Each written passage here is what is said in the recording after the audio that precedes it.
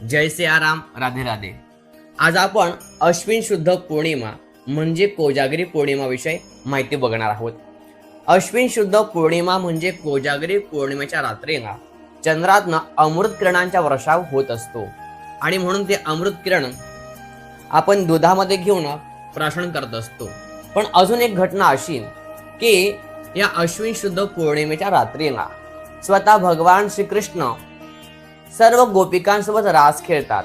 याचं एक प्रतिकात्मक स्वरूप आहे ते म्हणजे रासखांब। या रासखांबामध्ये स्वतः राधा कृष्ण आणि सर्व गोपिका रास खेळतात, गरबा खेळत असतात।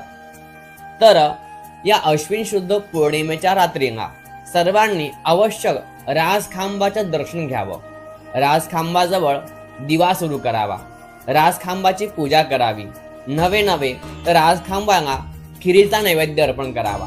कारण या रासखांबामध्ये स्वतः राधा कृष्ण आणि सर्व गोप गोपिकांसोबत भगवान कृष्ण त्या ठिकाणी विराजमान असतात। तर अशा अश्विन शुद्ध पौर्णिमेला रासखांबाचं दर्शन म्हणजे साक्षात परमप्रिय भगवान कृष्णांच्या सर्व गोपिका आणि कृष्णांचं दर्शन आहे। तर म्हणून या रासखांबाचं सगळ्यांनी अवश्य पूजन करावं।